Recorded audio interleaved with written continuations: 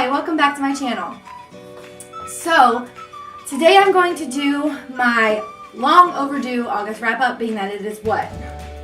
Being that it is September 16th already.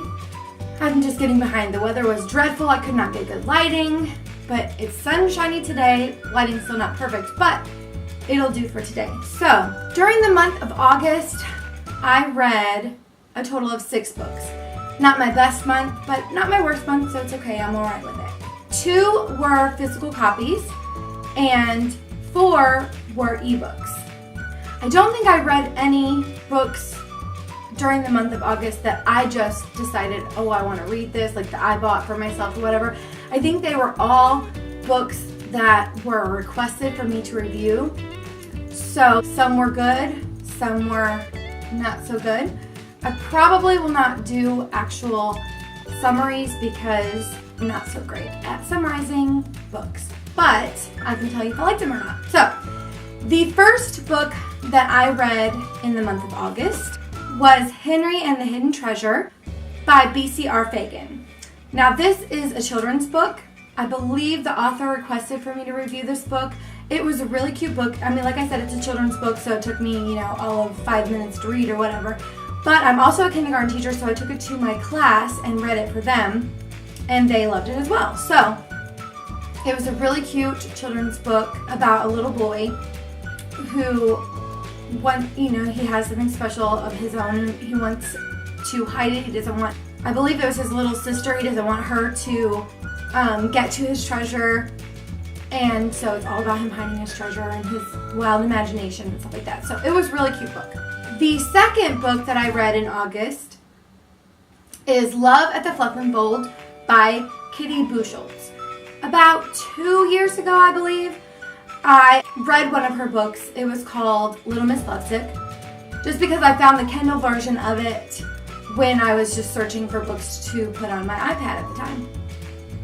And so I found it and I read it and I really thought it was adorable. So I put a review of it on my book review blog, and I also tweeted that I had read it, and Kitty happened to have seen the review and she liked it, and so she contacted me about doing a monthly guest post on her blog. So I did that for a while.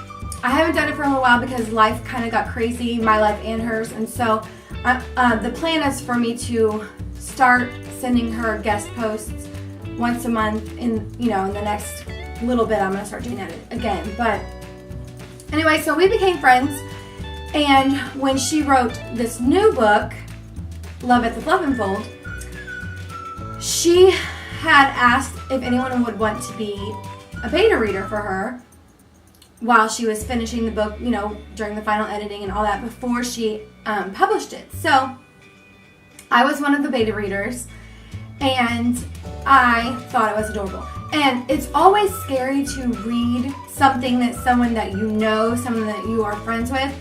It's scary to read something that they wrote because what if you don't like it? There's always that worry, I don't want to hurt their feelings, whatever. But there was no need for me to worry because this was so good. I really, really enjoyed this book. It's very cute. So I believe I gave it 4.5 to 5 stars. I am so stingy with 5 stars, but I might have given it 5 stars. I'm not sure. You can look on my Goodreads because I don't remember at this point. It's been a little while. So, anyway, so Love at the Fluff and Fold by Kitty Buchholz. The next ebook that I read during August was Smugglers and Scones by Morgan C. Talbot.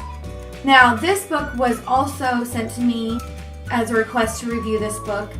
And I don't remember, once again, if it was sent to me from the publisher or from the author.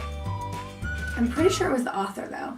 But anyways, this was what I would consider a cozy mystery read. It was one that makes you want to sit down under a blanket and drink some coffee or some hot tea or hot chocolate or something and read this book. It wasn't a very long book. I can't remember exactly how many pages, but it didn't take that long to read. I think it took me a couple of days to read it because of, life happens in between. You can't just sit and read all the time. If you can, I want your life.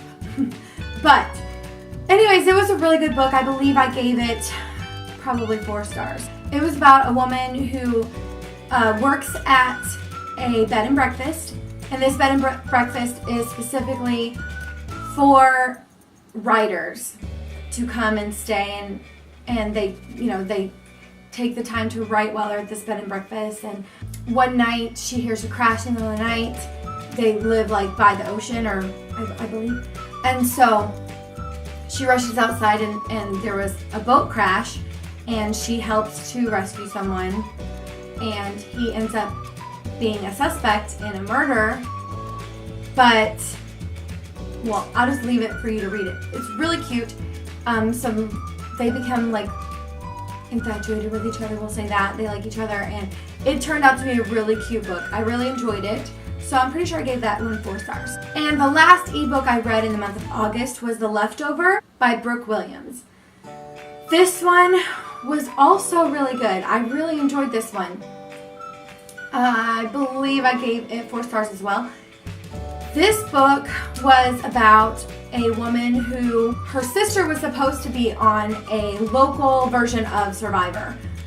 It's like their town's local version of Survivor called The Leftover, but her sister, due to certain reasons, couldn't be on the show after all, but she talked them into allowing her sister to be on the show. So she ends up being a contestant on The Leftover, and the medic who was working for the show, he was previously on their version of like The Bachelorette, and he was one that wasn't chosen. But they end up, it's kind of like one of those, she likes him, something happens, and he thinks she doesn't, and then it goes back and forth to, now he's really liking her, but she, something happens where she thinks that he doesn't really like her, and back and forth among all of the contests that would happen on shows like Survivor. And it was a really cute book. I really enjoyed it. I could see that one being a movie. I thought that one would be really cute as a movie. But anyways, The Leftover by Brooke Williams. The next 2 books that I read are actual physical copies. The first one, I don't remember what order I read them, but Can't Buy Forever by Susan LeFeune. I really did not enjoy this book. At the beginning, I thought that I was really going to like it. Then things happened that it just confused me. It was like there wasn't enough backstory at times. You'd be like, well, how did that happen? I don't understand. And then there were these weird twists. Like, I thought it was going to be kind of like a historical fiction. It's set in the 1950s, but it turns into being somewhat, I guess, fantasy. I don't know. I really didn't enjoy it. I struggled to get through this book. I mean, it is a little book, but it took me forever because I did not like it. And I kept putting it down thinking, oh, I just want to DNF this book. I did not enjoy it, but I powered through. I read the book. I think I might have given it 2 stars at the most. I just really didn't enjoy it. So that was my take on Can't Buy Forever. And the last book that I read in the month of August was Nest by Terry Goodkind. I am not going to give you a review of what I felt about this book necessarily. I mean, I will tell you, I think I gave it 3 or 3.5 stars. It was good at times, like really good at times, and then just boring at times. I gave a full review of Nest. If I remember, I will post down below. But it was good. It just wasn't. It's supposed to be a thriller, and there were such boring parts in the book that it just seemed somewhat boring at times. But the good parts were amazing. And I would read another book from Terry Goodkind. This one was sent to me by the publisher, I forgot to mention, but it was good, it just wasn't great. So I think I gave it 3.5 stars, I can't remember for sure. But anyway, so that was the 6th book that I read. So, out of all 6 books, I think only one was a total, but you know, that's not bad out of 6 books. So I hope you had a good reading month. Thanks for watching. Bye.